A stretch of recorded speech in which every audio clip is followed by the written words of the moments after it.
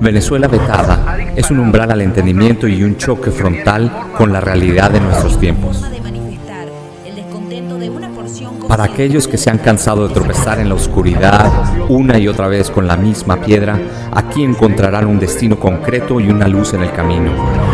Es una reconciliación con la verdadera historia de Venezuela y una oportunidad para comprender el lugar y tiempo geopolítico al cual pertenecemos. En este espacio aprenderás lo que vale Venezuela para comprender el tamaño de la traición y poder así, de una vez por todas, dejar atrás todo aquello que nos trajo acá. Es un espejo que deja al desnudo la irresponsabilidad de una sociedad que voto a voto abandonó su obligación de ser guardianes de esta hermosa tierra. Venezuela vetada es, entonces, un arma intelectual para el despertar de la libertad de nuestros tiempos.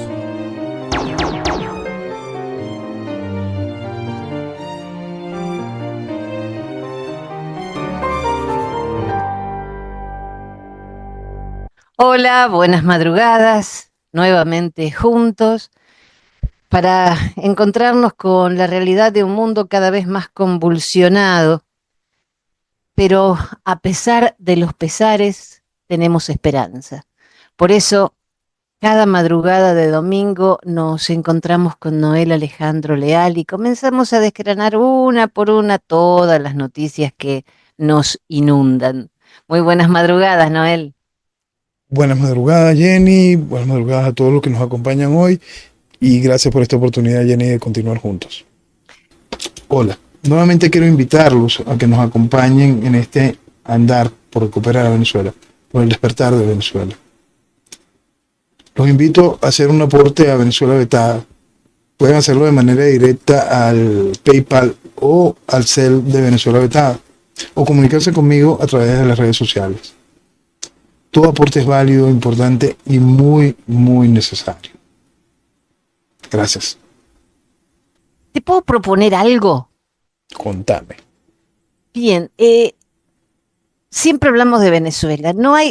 Hay unas cositas chiquitas que quiero preguntarte sobre Venezuela, pero preferiría que hiciéramos un recorrido por todo lo que está pasando en este mundo tan loco que nos ha tocado en suerte vivir. ¿Qué te parece?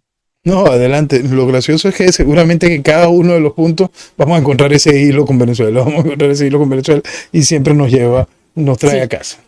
Sí, pero no quiero hablar tanto ni de mi amigo el Flaquito, ni de las elecciones, no, ni de la lideresa o del cono de estacionamiento o el guiado. No, eso no. De que eso se puede resumir. La lideresa y el cono de estacionamiento reciben premios. El guiado sí igual de ridículo que como desde el 2019. Y las elecciones las ganará el chavismo. Entonces, listo, ya resumimos lo que viene en las próximas 2 semanas con respecto a Venezuela. Por eso, entonces agarremos el hilito y ahora sí te quiero contar que Venezuela y Panamá reactivarán servicios consulares. Ok. Eso lo anunció esta semana, que acordaron reactivar los servicios consulares que estaban suspendidos. Listo. También República Dominicana se encuentra analizando la eventual reanudación de vuelos comerciales. Sí, ahí vemos Dominicana. ¿Perdona? No, decía que Dominicana todavía está ahí esperando. Sí, ahí vemos a 2 países del entorno natural de Venezuela que tienen sus problemas con el chavismo y sobre todo tienen sus problemas dentro del concierto internacional, ¿no? Si el concierto internacional censura a Venezuela, ellos se tienen que sumar a la censura. Si el concierto internacional deja de censurar al chavismo, entonces ellos vuelven a reconectar los lazos. Es un comportamiento absolutamente lógico. Tú rompes relaciones con la Venezuela chavista porque en su momento 60 naciones a la que cuenta lo hicieron, ¿no? Y eso va dejando una huella.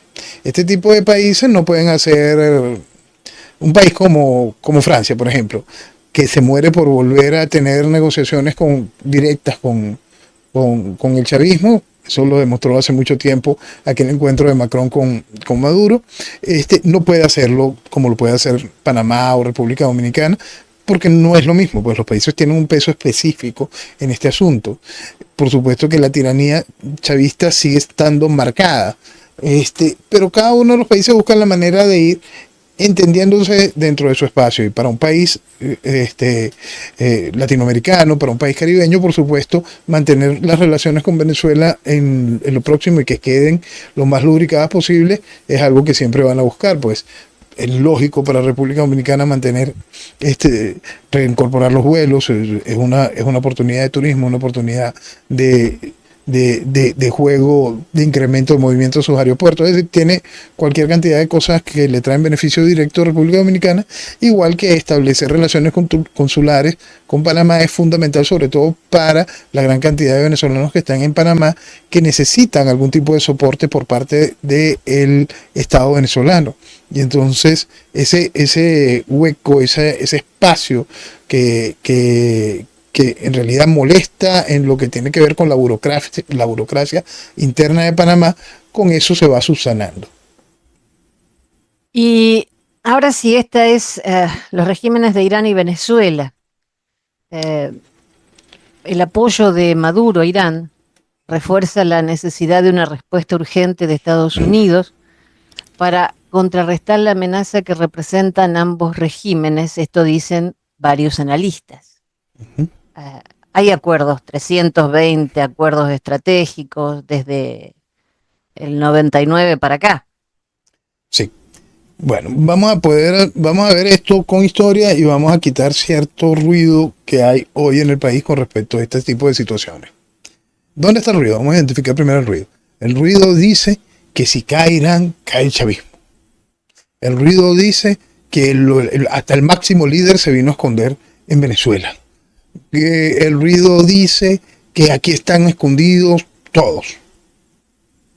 Y por eso, si cae allá, van a llegar aquí y aquí también van a salir y sale el chavismo. Ok. Vamos a explicarlo completo.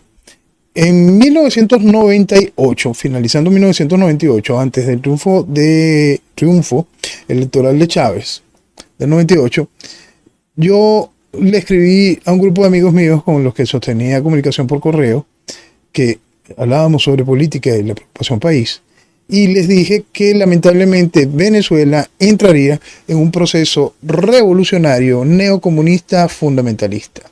¿Qué estaba diciendo yo y eso? En ese momento estaba diciendo el hoy. Estaba diciendo un hoy que vivimos desde hace muchísimo tiempo. Identificaba ahí con la palabra del fundamentalismo el proceso del fundamentalismo islámico. Identificaba una serie de realidades que estamos viviendo desde hace muchísimo tiempo, pero hoy hay mucha gente que se está enterando. Hay gente que se está enterando hasta que en Venezuela se fabrican drones iraníes, se ensamblan drones iraníes y cosas de esas que cada una de esas cosas en su momento las fuimos explicando en cada uno de los espacios, aún muchos antes de tener este encuentro nosotros aquí, gracias al profe Morales, ya hace tantos años, yo tengo diciéndolo desde ese 1998, explicando eso, proceso revolucionario neocomunista fundamentalista y entendiendo el eje principal del fundamentalismo islámico en Irán. Estaba empezando el chavismo como tal, y aquí vino Hatami, y le tiraron hasta un huevo, y eso fue un escándalo internacional. Después venía para acá el pana Ahmadinejad, recientemente asesinado en las calles de Teherán a balazos. Y venía cada rato Ahmadinejad a abrazar a Chávez, a abrazar a Maduro, a abrazar a todo el mundo. El pana Ahmadinejad era una cosa maravillosa. Debemos recordar que Ahmadinejad decía 5 palabras y las otras 5 palabras para completar 10 eran que había que destruir al Estado de Israel. Esa era casi que una constante en el discurso de Ahmadinejad. Eso es bueno entenderlo para que no se crea que lo de ahorita es un asunto nuevo y que lo de ahorita y Venezuela es un asunto que inventó Maduro ayer. No. Es un asunto que tiene muchísimo tiempo. Debemos recordar que dentro de ese proceso de las alianzas de Irán con Venezuela va avanzando hasta el tiempo aquel donde Chávez maldice el Estado de Israel, poco antes de enfermarse. Cada uno de este tipo de cosas van marcando un tiempo, una relación muy directa dentro de ese proceso revolucionario neocomunista fundamentalista. Porque yo lo explicaba en el 98, porque para mí era evidente que lo que estaban haciéndole al país era para hacerle muchísimo daño. Y cómo se entiende lo que era un proceso revolucionario, cómo se entienden las revoluciones no son huérfanas, la revolución constante que nosotros vivimos es la revolución comunista durante todo este tiempo, cuál es la revolución que estaba marcando con el proceso de penetración de Europa, era la revolución del fundamentalismo islámico. ¿Se pueden asociar estas dos cosas? Sí. Y lo estamos viendo. Yo puse como un ejemplo en aquel momento, yo estaba explicando de cómo llegué a esa conclusión gracias a la realidad de que Venezuela, uno de los soportes fundamentales, que Venezuela era el único estado no islámico de la OPEP para aquel momento. Fui intentando identificar cada uno de los procesos, ¿no? Y lo terrible que estaba viviendo Nigeria en aquel momento y la cantidad de paralelos que tiene Venezuela con Nigeria en lo que tiene que ver con petróleo y con muchísimas cosas más. Entonces, ahí yo explicaba que lo que nos venía era eso, este proceso de destrucción de Venezuela, porque cuando tú a cualquier cosa que tú le agregues socialismo, y más en grado comunismo, por supuesto, no hay otro cálculo posible que no sea destrucción. Entonces, para intentar explicar este tipo de situaciones, yo siempre pongo hasta una figura que es un ejemplo básico para que se pueda entender. Esa figura era Ilish Ramírez Sánchez, Carlos, el Chacal, que fue el terrorista más buscado del mundo antes de la llegada de Bin Laden.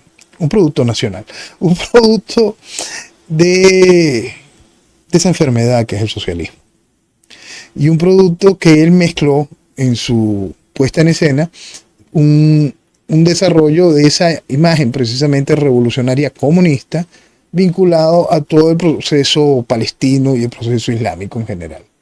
Entonces, después, con la llegada de Chávez, por supuesto, Chávez levanta las banderas del Chacal y se preocupa y escribe unas cartas idílicas, todo este tipo de cosas que el país lo tomaba como chiste y no entendía el fondo, no entendía el proceso revolucionario que hay detrás de cada una de estas cosas.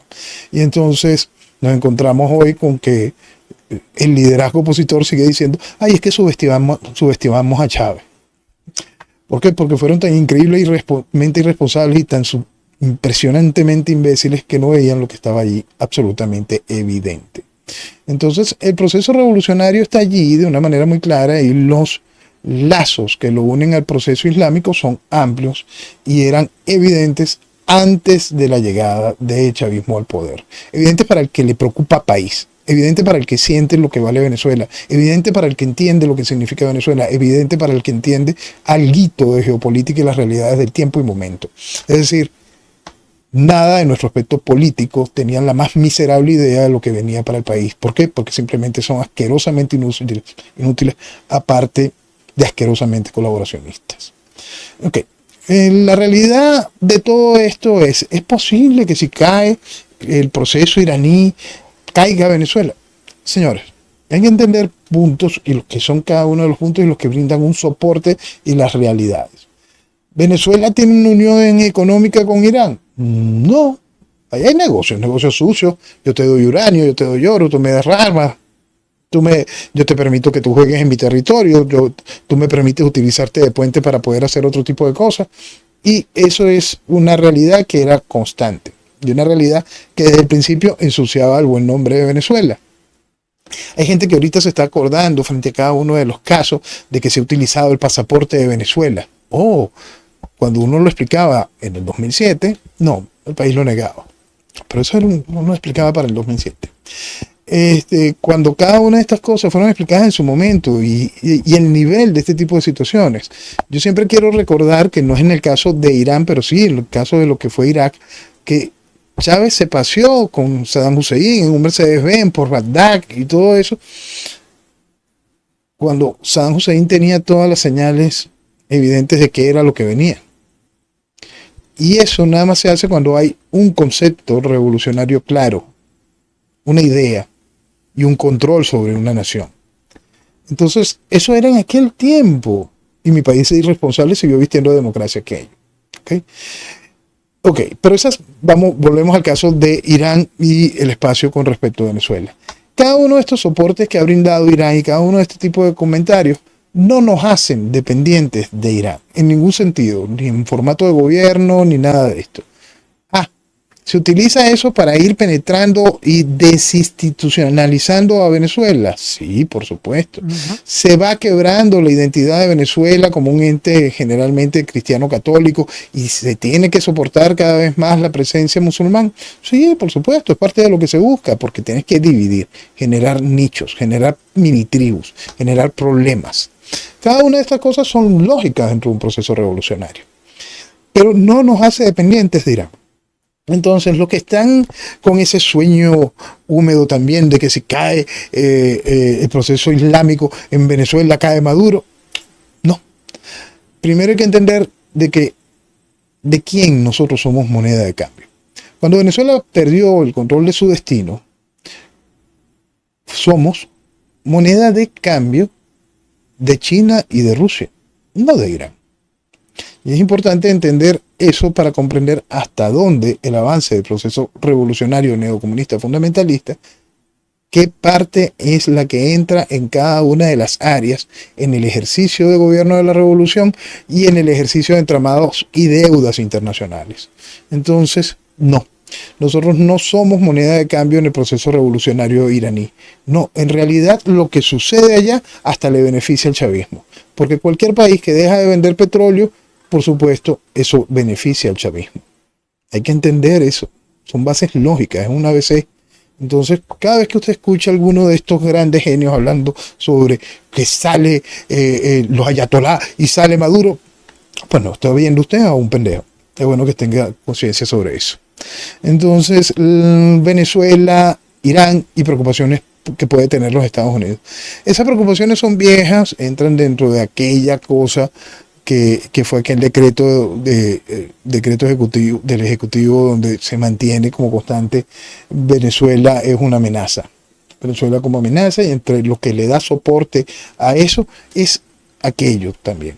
Y eso hay que entenderlo, que simplemente es una constante que viene desde la administración Obama. Es decir, ya estamos hablando de ¿cuánto?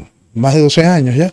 Entonces, es importante entenderlo, que este tipo de cosas no son novedades frente a lo que ha hecho el Estado de los Estados Unidos, no solo las distintas administraciones, ya es una posición de Estado frente a la realidad que el país negaba durante todo este tiempo. Porque no es que sea Venezuela una amenaza, sino que Venezuela es una cabeza de playa frente a los distintos intereses que buscan socavar a los Estados Unidos. Y eso es importante entenderlo. ¿Y qué es esa cabeza de playa? Es el chavismo. Y cuando el chavismo toma el buen nombre de tu país, por supuesto, tu país se convierte en eso. Y eso es lo que ha hecho mi país de irresponsables. Mi país irresponsable, que trajo algo como Chávez al poder, por supuesto, es culpable de esa desgracia. Mi país irresponsable, que ha vestido democracia durante todos estos años esto, es culpable de esta desgracia. Mi país de irresponsables, que hoy le grita a Trump es muy malo con los venezolanos, o dice cualquier cantidad de pendejadas, son responsables de esta desgracia, porque no entienden lo que vale su país y lo que debimos de haber hecho con nuestro país. Y aún hoy siguen sin entenderlo. Entonces eso es muy importante que se comprenda en la dimensión completa de lo que significa. Si llegase a caer el régimen iraní, ¿es eso bueno para la humanidad? Bueno, depende mucho de qué es lo que suceda. En realidad, la suerte de los países que han sido derrocados los gobiernos y no se ha hecho lo correcto, no ha sido buena para ninguno de esos países. El mejor ejemplo es el caso de Libia. Entonces es prudente estar muy conscientes de lo que significa eso, lo que significa Irán en todo sentido, lo que significa Irán no vendiendo petróleo y la oportunidad que significa eso para aumentar la producción de Venezuela. ¿De verdad aumentaríamos la producción de Venezuela? La gente está consciente de qué capacidad hay de petróleo ya extraído en reservas en los países como Arabia Saudita, Emiratos Árabes Unidos y Qatar. ¿Pueden estos países darse el lujo de colocar en el mercado 4 millones, 5 millones más de barriles al día sin necesidad de aumentar la producción, solo en reservas? Todas esas cuentas hay que sacarlas. ¿Puede Rusia producir aún más y suplir las necesidades de China con respecto a lo que le compra de petróleo a Irán? Frente a un eventual bloqueo del estrecho de Hormuz, ¿por dónde sale el petróleo de Arabia Saudita, de Emiratos, de Qatar y por supuesto el de Irán. ¿Cuánto tiempo se soportaría un bloqueo? ¿Hasta cuánto llegaría el barril? ¿Cómo se vería afectada Europa? ¿Hasta dónde crecería Rusia vendiendo todo lo que tenga para poder aprovechar la oportunidad? Porque son oportunidades que son bien interesantes y son bien interesantes a la hora de entender los aliados de cada uno en el momento justo. Estabas diciendo lo de la relación de China y yo recuerdo haber leído que Venezuela es el país latinoamericano más endeudado con China. Sí, Venezuela es el país latinoamericano más endeudado con China y lo hemos referido aquí, que frente a esa realidad no hay puertos, ¿verdad? No hay ferrocarriles, no hay nada de lo que uno puede ver en cada uno de los países donde China ha colocado muchísimo, muchísimo dinero. En Venezuela no hay. Y es bueno, entonces, ¿y qué hacen los chinos aquí? Bueno, ya los chinos tienen el control de PDVSA. Claro. Bueno, Entonces, volvemos. esas son realidades que la gente nunca ha querido entender. ¿Qué aliados le quedan a Irán en medio de su enfrentamiento con Israel? Ok, esto es bien importante entenderlo y vamos a especular un poco en base a una teoría que yo he estado impulsando desde hace mucho tiempo. Desde hace mucho tiempo yo vivo indicando que el águila, de los Estados Unidos, el oso ruso y el dragón chino tienen más acuerdos que desacuerdos. Lo que pasa es que se necesita generar una serie de conflictos que denominé en aquel momento fuegos artificiales para poder repartirse el mundo hoy antes de tener que matarnos mañana. Yo quiero recordar mucho el por qué eso. La gracia de esta apreciación se basa en que China será, por lógica, en algún momento la primera potencia económica mundial. Y eso la obligaría a ser la primera potencia militar. Y eso no va a ser aceptado por muchísimos factores de poder en los Estados Unidos. Simplemente no va a ser aceptado. No hay manera de que sea aceptado frente al mundo actual como lo conocemos. Entonces, ¿dónde está la solución para eso? Repartirnos el mundo hoy antes de matarnos mañana. Claro. Entonces, es un nuevo escenario y una nueva serie de áreas de influencia realmente divididas, realmente establecidas, de puntos muy claros. Y entonces podemos colocar un ejemplo principal para poderlo entender. La guerra civil de Siria empezó hace bastante más de 10 años. Esa guerra civil de Siria se pudo mantener al-Assad en el poder en Siria gracias al apoyo de Irán y sobre todo el apoyo ruso. Un apoyo ruso fundamental porque para Rusia era un interés increíble porque era la oportunidad de tener una base militar en el Mediterráneo. Pero de repente, con la nueva, con la evidente ya llegada de la administración Trump, hasta el ejército de al-Assad se voltea. De repente los rusos no están cubriendo bien a al-Assad. Estaba ya bastante disminuido todo lo que tenía que ver con Hezbollah. El régimen israelí había avanzado mucho sobre Hezbollah, entonces Hezbollah desde el Líbano no podía asistir a al-Assad. Cada uno de este tipo de cosas fueron como cuadrando de una manera perfecta, ¿no? Y entonces Siria, que contaba con esos dos increíbles aliados, de repente ya no está. Por supuesto, al-Assad se fue a Rusia y todo esto, pero el asunto es que hoy Siria está puesto ahí un reconocido terrorista que no es otra cosa que un empleado de los príncipes saudíes. Cuando nos referimos a príncipes saudíes hay que colocar también, por supuesto, lo de los Emiratos y al príncipe de Qatar. Es decir, vamos a poner a estos tres jugadores que pusieron allí a un empleado suyo. Y ese empleado suyo, por supuesto, como explicábamos en su momento, iba a ceder a muchos de los intereses de Israel. Y entonces por eso es que, como sostuvimos la semana pasada, Israel puede usar el espacio aéreo sirio para poder atacar Irán. ¿Qué pasa con el espacio aéreo iraquí? Nadie lo respeta, por eso a nadie le importa. Entonces, es terrible. Entonces, frente a esa realidad te va diciendo dónde están los aliados. China debió haber respondido frente al ataque de Israel. No, porque la gracia es una declaración de guerra. Y Israel no está declarando una guerra, está haciendo supuestamente ellos ataques preventivos. Entonces esto es muy interesante. Claro. Dentro de la lógica global, bueno, ellos se están aprovechando dentro de cualquier cosa de esto de ataques preventivos, eso no existe. Pues. Eso no existe, eso no es otra cosa que guerra. Pero bueno, nadie quiere hablar de frente con la palabra guerra. Y entonces hasta los rusos con el asunto contra Ucrania le pusieron una operación militar especial, no una guerra contra Ucrania, nada de esto. Y cada una de estas cosas, la gente como que quiere guardarse la palabra guerra. Y teniendo tantas fronteras de distancia, tantos países en el medio, cuesta bastante a veces explicarse el concepto de una guerra Israel e Irán. Entonces todavía vamos a seguir en este espectáculo de misiles un muy buen rato. Rusia, ¿qué ha dicho al respecto? Putin, que es quizá uno de los hombres más inteligentes en las maniobras políticas, sostiene de manera muy clara: tengan cuidado con las cosas que están haciendo con los laboratorios nucleares porque ahí hay personal ruso.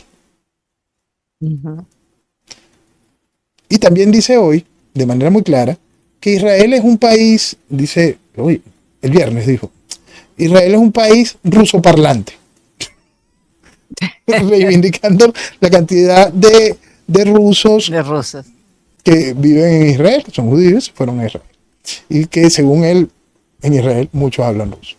Entonces, así juega sus cartas Putin de una manera muy específica. ¿Hacia quién fue el mensaje? ¿Fue hacia Israel? Mentira, el mensaje fue hacia Irán. Y eso lo está dejando de una manera muy, muy clara en el juego. Sí, nosotros somos aliados, pero resulta que tú eres un tipo bastante díscolo, ¿vale? ¿Cómo ponerte orden, Irán? Tú nunca quieres hacer caso, Irán. Sí, yo te acompaño en todas tus cosas, pero es que tú nunca haces caso, Irán. Entonces, bueno, qué buenos son los aliados.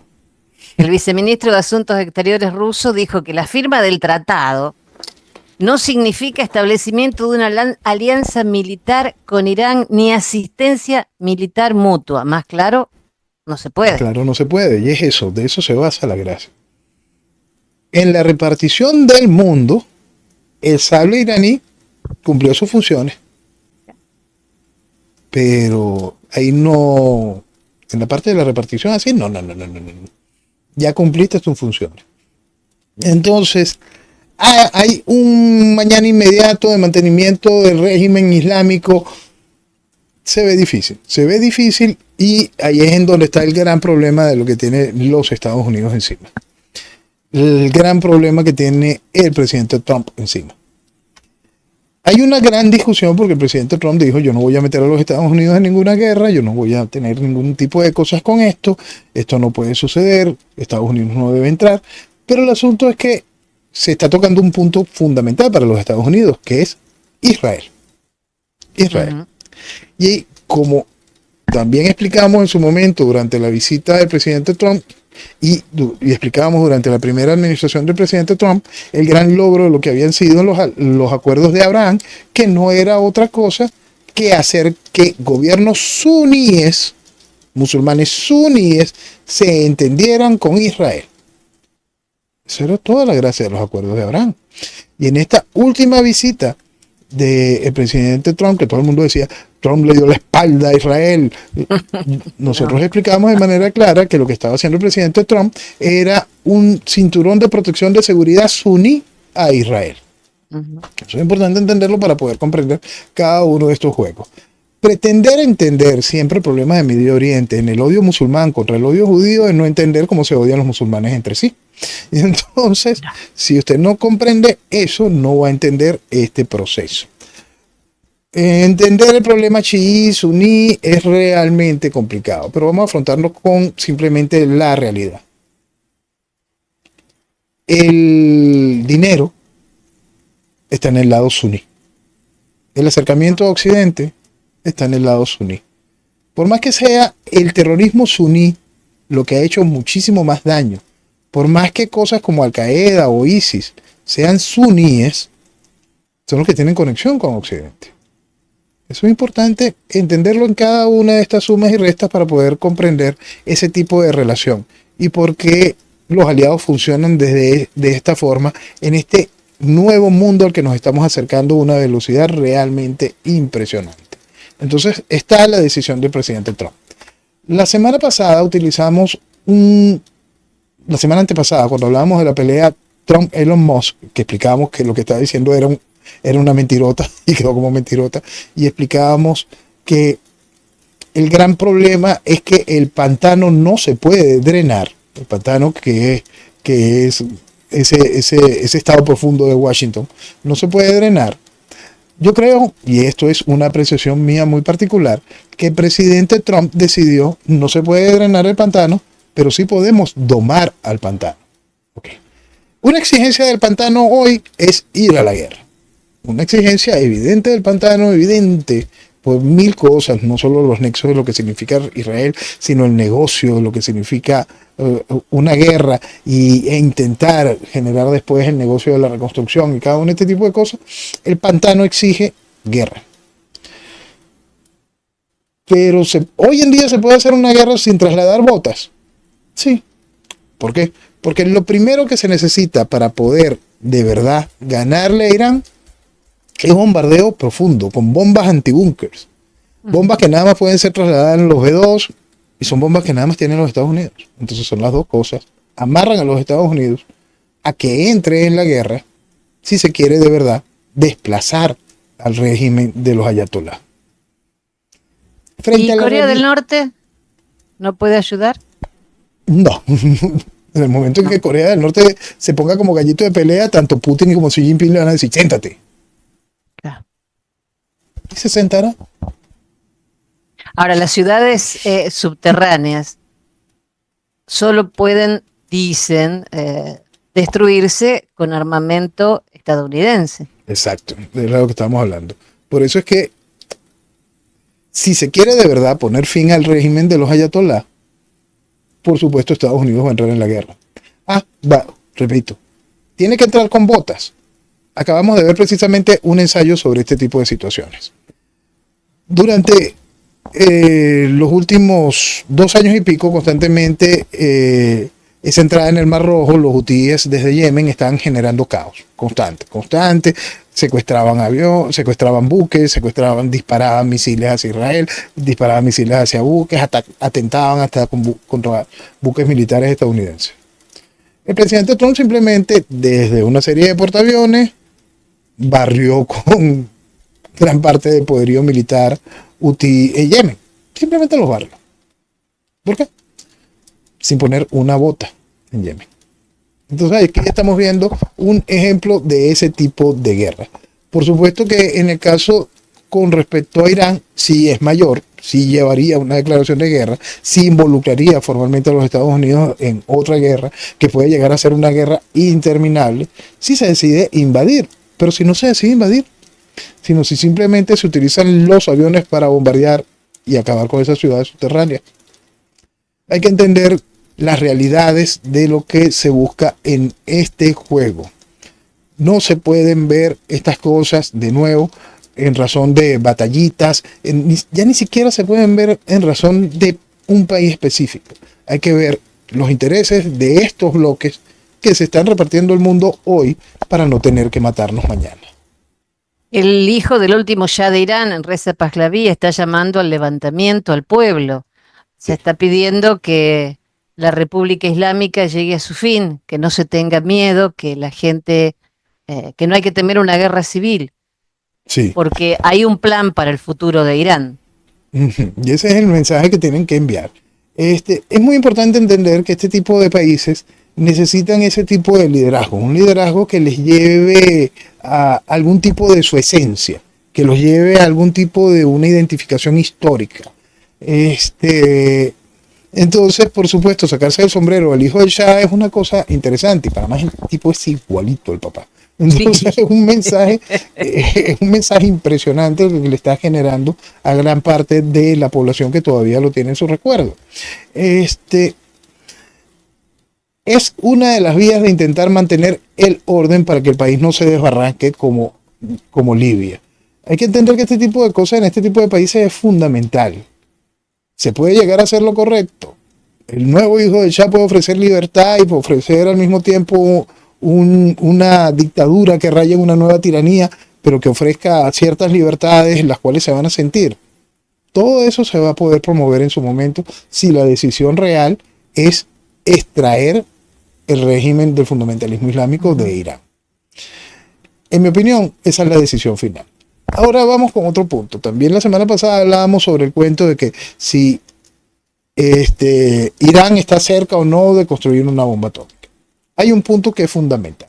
Por supuesto que Netanyahu está diciendo desde el 95 que eran. Sí. Y entonces cada vez cuando nosotros queremos personalizar esto, cometemos el error. Por eso la semana pasada coloqué a rodar un tuit donde era del 2011, una declaración de Shimon Peres, Premio Nobel de la Paz.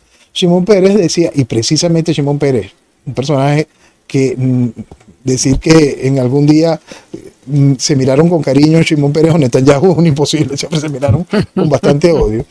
Decía que el problema con Irán estaba más cerca de una solución militar que una solución diplomática. Estamos hablando de Shimon Peres, uno de los reyes de la diplomacia. ¿Por qué? Porque él entiende que es una realidad simplemente que no cambia. No cambia. No. Él lo entiende completico. Es como el mismo cuento de pensar que se va a tener esa gran mentirota de 2 estados en ese territorio. Un país, 2 estados. Eso es mentira. Y fue mentira desde el día 1. Mentira.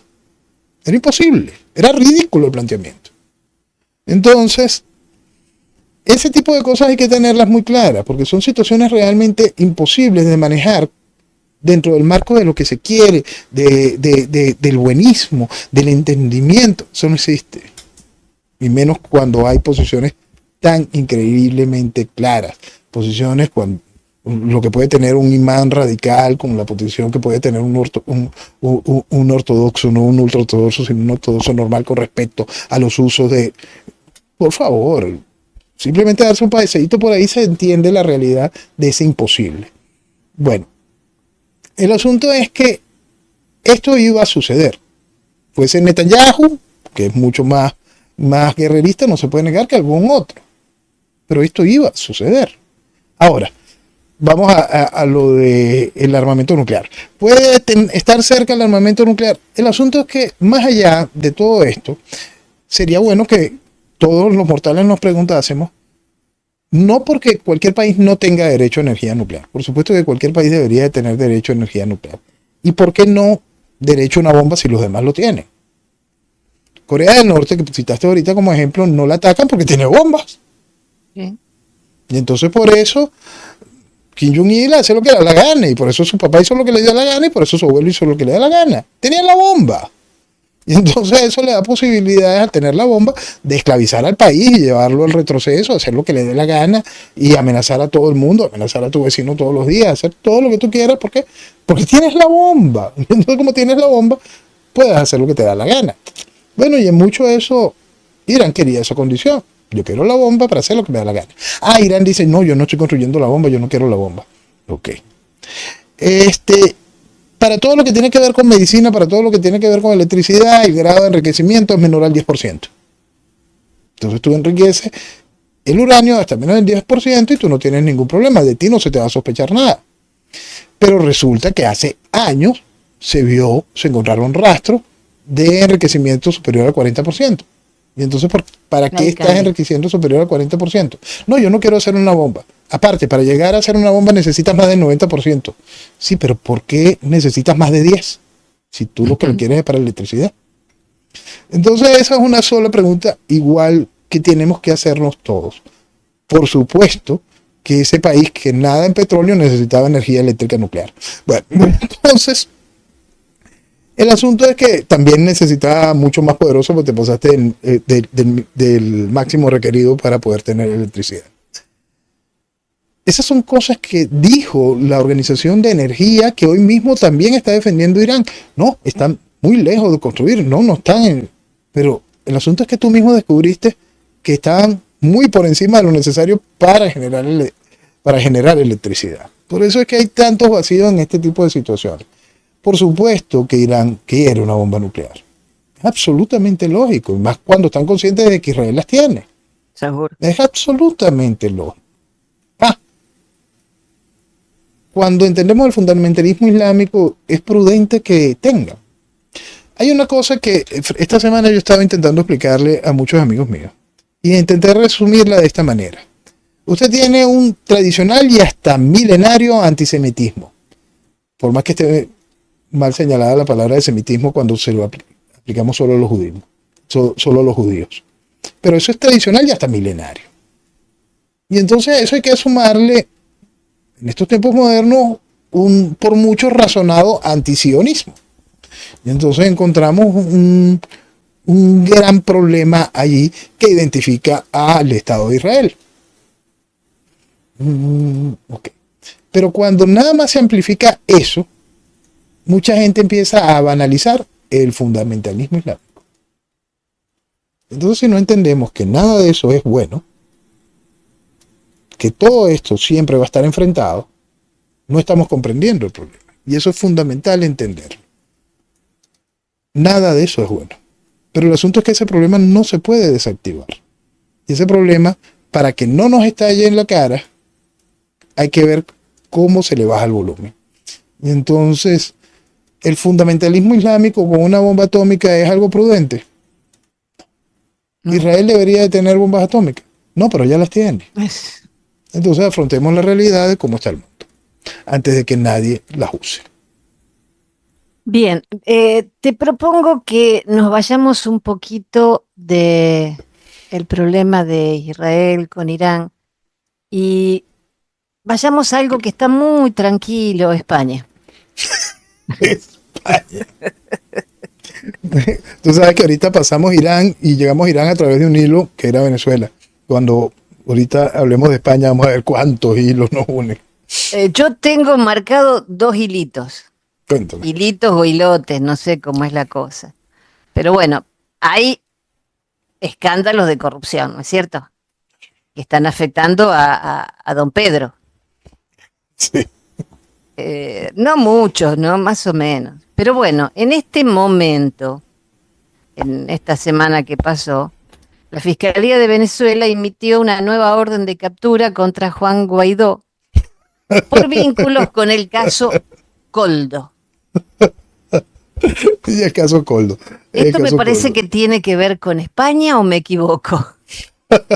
Bueno, ese es uno de los tantos hilos y son muchísimos más hilos que unen a Venezuela. Pero es tan increíble que la Fiscalía venezolana ataque a Guaidó por el caso Coldo. Cuando cada cloaca que se destapa del caso Coldo, por supuesto, va salpicando distintas cosas que tienen que ver con la tiranía chavista, en específico con Delcy Rodríguez y todavía muchísimo más. La semana pasada hablábamos del caso del guiado y todo este tipo de cochinadas, los $500,000 mensuales, nada más para que el guiado pudiese hablar con Sánchez. Y cada una de estas cosas, y nosotros lo hemos explicado de una y otra vez, que esto es una sola cochinada. Esto es una sola cochinada. Nosotros hablábamos en aquel momento, en el 2019, que lo mejor que se podía hacer era no darle los activos de Venezuela a esto. Explicábamos la necesidad de colocar esto bajo junta directiva ad hoc, con empresas de auditoría tutelando la reinversión del mismo en nuestros propios activos, las ganancias de nuestros activos en los propios activos, y mantenerlos lejos de esto porque, como explicábamos en aquel momento, esta gente venía con muchísima hambre y se iban a robar hasta la ayuda humanitaria, que fue lo que también sucedió, pues. Por supuesto, porque quien esperara otra cosa, perdonen, simplemente es un imbécil. Y es bueno que estén conscientes de eso. Irresponsables, ustedes han ido destruyendo mi país. ¿Ok? Todos y cada uno. Porque aplaudir a algo tan estúpido como era el guiado, como era el interinato, eso nada más pasa por gente que en una sociedad normal, el venezolano normal, el ciudadano de a pie, se deja guiar por un liderazgo. Señores, dejen de autojuzgarse mal con ellos, asuman su responsabilidad, pero vean a ese liderazgo que le dijo que aquello tenía sentido. Porque el liderazgo que le dijo a usted que aquello tenía sentido, o es profundamente colaboracionista, o es increíblemente imbécil. Señores, estamos bajo una tiranía. Es que es increíble que este país haya pasado por esto. Por algo tan ridículo como esa caricatura que era el guiado y por algo tan estúpido como era el proceso del interinato. De verdad, cada vez que uno tiene que enfocarse hacia allá y uno te cuesta entender que se haya utilizado esa carta para engañar al planeta, para usar al planeta, para poder mantener al chavismo. Y de paso, continuar el saqueo de Venezuela. Bueno, por supuesto, dentro de ese saqueo está todo esto y esto salpica. La Fiscalía, para cubrir sus cochinadas, pone luz sobre la otra gran cochinada. Pero toda la gran cochinada se llama socialismo. Toda la gran cochinada, señalar a solo Sánchez como el problema, no, chicos, tenemos que señalar al PSOE completo, al Partido Socialista Obrero Español. Tenemos que señalar al socialismo, porque es lo que lo une dentro de ellos mismos, con Sumar, que los une con Podemos, que los une con cada uno de los procesos en las distintas autonomías, que los une, por cierto, de las autonomías ahorita estalla un nuevo escándalo de la autonomía de Navarra con respecto a cosas que lo une, por supuesto, al Partido Socialista y, por supuesto, a la estructura del chavismo. Entonces, cada uno de este tipo de cosas siempre van a ir dando, porque es eso, es socialismo. Y eso hay que comprenderlo dentro de esa dimensión. Nosotros hablábamos en un programa que hicimos en el 2018, cuando se dio el voto a favor de el voto de censura contra Rajoy y la llegada de aquel dúo de Pedro Sánchez y Pablo Iglesias, que ellos iban a dejar sembrado el proceso de destruir España, y que tendríamos que quizá estar aprovechando de hablar España como unidad territorial, y que más adelante tendríamos que dejar de hablar de España como unidad territorial, porque el daño iba a ser muy profundo. Sánchez, para poder hacer gobierno, tenía que unirse a todas las estructuras separatistas, y eso es lo que lo ha mantenido en el gobierno. Es decir, la oferta es destruir a España, y eso hace que el proceso del socialismo se mantenga. Los escándalos son realmente increíbles. Todos, por supuesto, rodean a Sánchez, pero en realidad todo rodea a todo lo que es socialismo. Por supuesto que la esposa de Sánchez está vinculada a toda clase de cochinada, y una de esas cochinadas es lo que tiene que ver con Globalia, y cuando abrimos Globalia es lo que tiene que ver con Aereuropa, y cuando abrimos lo de Europa salpica al chavismo. Sí. Cuando abrimos cualquier cosa que tiene que ver con Ábalos y toda la cantidad de escándalos que rodean a Ábalos y todo, que es la raíz del caso Coldo, que es todo lo que salpica todo esto, Ábalos fue el que recibió a Delcy en el aeropuerto en España. ¿Sí? Y sobran los elementos. Sobran todos los escándalos que lo ligan a Zapatero. Sobran todos los escándalos que lo ligan a Morodo. Y ahora se recuerda otra parte de los escándalos. Se recuerda cuando apareció suicidado Juan Carlos Márquez, ¿te acuerdas? Aquel directivo de PDVSA. Sí. Nosotros lo conversamos en su momento, que extrañamente apareció suicidado. Y explicábamos por qué era tan interesante que apareciera suicidado. Y durante más de 6 años ese caso se engavetó y nadie habló de él. Pero ahora se vuelve a recordar. Y se vuelve a recordar a Morodo, que era el embajador de España en Venezuela en los tiempos de Zapatero. Y se vuelve a recordar todos y cada uno de esos extraños negocios. Todo eso está estallando en España, pero así por trancazo. Y por eso es que todos y cada uno de esos hilos nos unen a Venezuela. Pero vamos a centrarnos un segundo en España y su realidad política. Vamos a suponer que por fin todos y cada uno de estos escándalos le hacen un real daño a Sánchez y que su legislatura no puede avanzar. Y a pesar de la propia negativa del PP en España, a pesar de la propia negativa de la MUD de llevar adelante el voto de censura, deciden avanzar. Y vamos a suponer que se da el voto de censura y, por supuesto, el líder de la MUD del PP pasa a ser gobierno. Vendría a ser Feijóo como gobierno de España. Si alguna vez la palabra gobierno en pausa, esa cosa que inventé para identificar distintos gobiernos que han dado el paso para la vuelta al proceso revolucionario, tendrá sentido, sin duda sería un gobierno de Feijóo, un gobierno del PP. Esa sería la mayor demostración de un proceso de gobierno en pausa para darle más espacio al proceso revolucionario. De lo peor que le puede pasar a España es eso, es la llegada de una cosa como esa. Igual que nosotros explicamos cuando la gente se quería comer el cuento de un chamorrazo, bien sea con Capriles o con María Corina, que era lo peor que nos podía pasar. Bueno, de lo peor que nos podía pasar, le pudiera pasar a España es eso. ¿Por qué? Porque los gobiernos en pausa permiten a los procesos revolucionarios lavarse la cara, echarle la culpa al tercero y poder avanzar, empezar nuevamente diciendo que corrigen los errores y que piden perdón.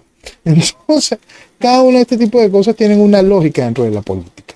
Pero ¿qué pasa si no hay voto de censura o logran controlar? Y Sánchez continúa. ¿Puede Sánchez continuar lo que llaman el periodo de gobierno, lo que llaman en España la legislatura? ¿Puede Sánchez llegar hasta el 2027? ¿Qué sucedería en ese tiempo? En ese tiempo se sigue avanzando en la desinstitucionalización de España y a una velocidad realmente impresionante. Los distintos socios, los distintos aliados, pensando que esta cosa se cae, que no puede continuar, van a incrementar el saqueo español. Y ese saqueo también ataca institucionalmente, porque Sánchez, para poderse mantener a flote, va a tener que darle cada vez más beneficios a los separatistas. Y esos beneficios van a darle a los separatistas más ansias de destruir España. España está unida hoy gracias a que a Franco le dio la gana. Punto. Esa es una realidad muy difícil de entender, pero es la realidad. España está unido hoy porque a Franco le dio la gana de traer a un Borbón de nuevo a la corona y desplazó al papá del rey Juan Carlos y puso al rey Juan Carlos, mira, tú te vas a encargar de esto. Y le dijo, ustedes van a jugar a una monarquía constitucional, lo que ustedes quieran, pero España permanece unida bajo la figura del monarca. Pero el hijo de Juan Carlos, Felipe, ha demostrado ser todo un Borbón y ha contribuido a que esa esperanza de la España unida se vea minada. Y entonces hoy, como representante de la corona y lo que debería de ser representante de la bandera española, representante de la unidad española, está bastante disminuido. Es increíble que frente al daño impresionante que ha hecho Sánchez, si bien como rey no tiene ningún tipo de potestad política, sí, como rey, es una voz, y una voz que debería de prestarse a la censura de Sánchez, para que el país se movilice de una manera correcta hacia el restablecimiento del orden. Y no solo señalando a Sánchez, sino señalando que es lo que ha hecho daño a la España de hoy, para que ante un eventual gobierno de Rajoy, esos problemas sean corregidos. Pero ni para eso da Felipe hoy, quizá tiene demasiados compromisos, está muy amarrado y simplemente ya viene a ser también parte del lastre que ayuda a destruir España. Si Sánchez continúa la legislatura y continúa el proceso de desinstitucionalización de España y continúa el avance del saqueo, increíblemente Sánchez puede volver a ganar en el 2027. Otra vez. Impresionante. Entonces, España se encuentra en un quebradero tan increíble que está amarrada al concepto de la democracia y más al estar dentro de la Comunidad Europea, que hacer lo correcto en España se hace técnicamente imposible. Distinto a lo que sucede en nuestros países. Nosotros no tenemos una Comunidad Europea encima. Cada una de nuestras naciones tiene su soberanía y su identidad particular. Y a la hora de decidir hacer lo correcto frente a la realidad de la penetración del proceso revolucionario, es decisión de cada una de las naciones como soberana y enfrentarse a la comunidad internacional exponiendo realidades. Pero, ¿cómo se hace eso en España? España está envuelta, gracias a las trampas de la democracia y gracias al proceso socialista, en un proceso democrático para la destrucción de sí mismo. Salvar a España como unidad territorial, como identidad, como pieza fundamental de la conexión de América con Europa, con esa imagen de lo que pudiese ser Iberoamérica funcionando, hoy es un reto aún mucho más difícil que enderezar cualquiera de nuestros países. Muchísimo más difícil. El lugar al que ha llevado el PSOE, Sánchez, a España hoy es un lugar tan o más peligroso como el que vive Venezuela gracias al chavismo.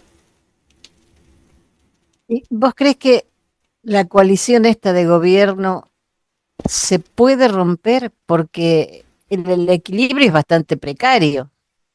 Sí, sería una gran estupidez, porque pues mismo se cae.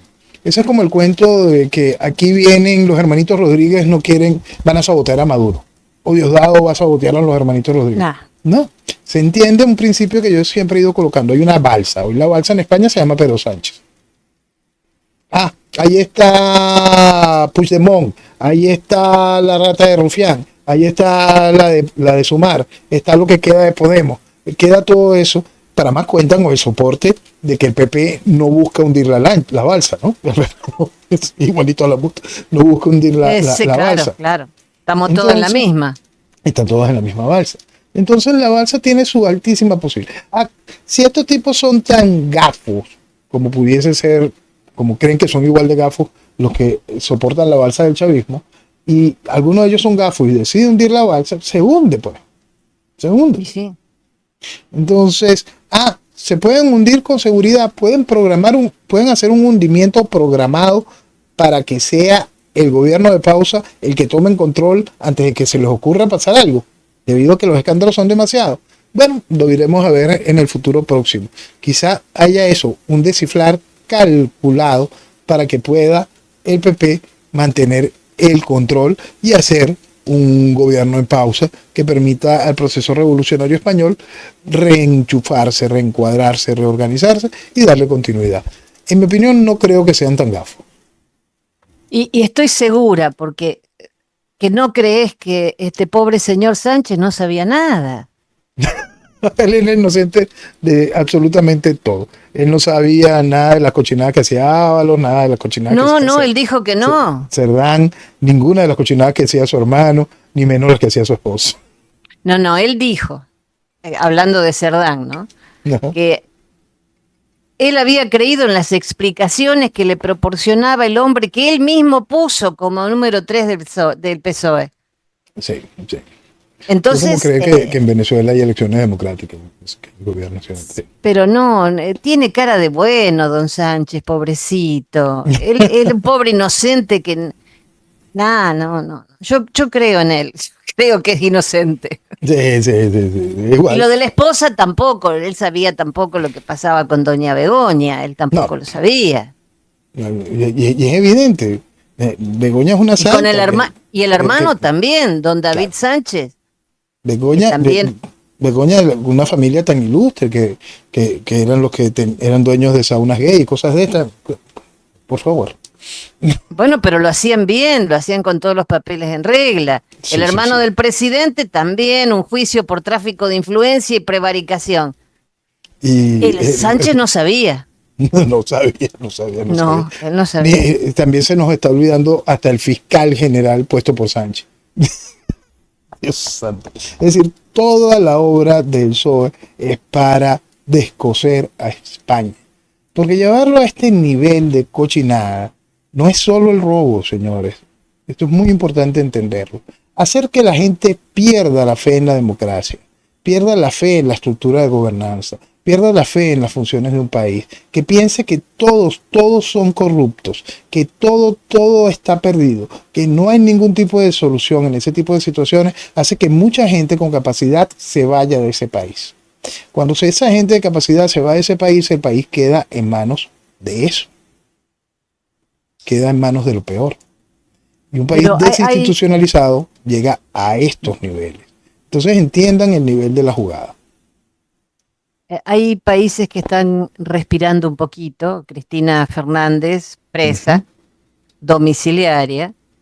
Esta señora dice que sufrió un intento de magnicidio y se enoja porque no la dejan salir al balcón a saludar a la gente. A ver si la disparan, ¿Qué chica. parte de esta presa no entiende? Si le pudieron haber atentado contra ella, sale a un balcón, es muy probable que puedan volver a atentar contra ella. Sí. Entonces, no quiere la tobillera electrónica, no quiere dejar de salir al balcón. Va a terminar en la cárcel efectivamente. Es que sería lo lógico, porque se te está dando el beneficio de casa por cárcel. No es un asunto de que tú quieras o no quieras algo de lo que te tienes que someter al tener ese tipo de beneficio. Punto. Ahora, si yo tuviera la edad de Cristina y me robo una gallina, voy a la cárcel. Tenga la seguridad. Entonces, bueno, y que hay gente que salga a pedir que por favor la dejen libre porque robó pero ayudó. Por lo menos hay un país, la parte pensante de Argentina está, no digo festejando, pero está satisfecha de que la justicia por fin está trabajando. No, y ojalá se pudiesen hacer sentencias realmente en el marco de la realidad. Por eso es que siempre hay una cosa que a mí me preocupa mucho. Cuando le decimos corrupto a alguien que ha hecho tanto daño, simplemente se está escupiendo sobre sus víctimas. En el caso venezolano son muy específicos. Cuando se le dice corrupto a un genocida, lo que se está es eso, escupiendo sobre las memorias de sus víctimas. Hay que tener conciencia del daño que hacen los procesos revolucionarios a todos y cada uno de los países en donde llegan. Y después cómo curarlos. Perdona, Jenny, y después cómo curarlos dentro del marco de la democracia o dentro de las acciones. Es bueno, muy bueno ver lo que está sucediendo en los Estados Unidos. Quizá el daño en los Estados Unidos es increíblemente profundo y el presidente Trump no pueda domar el pantano. Y sin domar el pantano no va a haber posibilidad de que la administración tenga un buen fin. ¿Y qué es eso? Eso es el proceso revolucionario en una o en cada una de sus necesidades. Porque el pantano aprovecha el proceso revolucionario para subsistir. Entonces, hay que entender cada uno de esos puntos en juego. El haber permitido que la administración Biden hiciera lo que hizo con las fronteras abiertas, ¿a quién le trae beneficio hoy? ¿A los que buscan poner fin a la administración Trump o a los que buscan recuperar a los Estados Unidos? Todo eso tiene una lógica. Y cuando no entendemos la secuencia de esa lógica, nos prestamos al desastre. Ahora, volviendo a Cristina, lo interesante es que devuelva lo que se robó, Eso aunque es le saquen imposible. la cobillera. Eso es imposible. Creo que algo va a tener que devolver. Pero Ahora bueno, que lo pague. Hace como Chávez, hace una gran colecta y hace que la gente pendeja vaya y ponga monedita. y ponga No, monedita. no lo dudes que eso es lo que va a pasar. Ahora, lo que sí no podemos devolver es el reloj a cero. Así que ya nos tenemos que despedir hasta la próxima semana. Hasta la próxima semana, si Dios quiere, nos encontramos aquí, mi Jenny. Señores, muy, muy buen día y que viva Venezuela. ¡Viva Venezuela!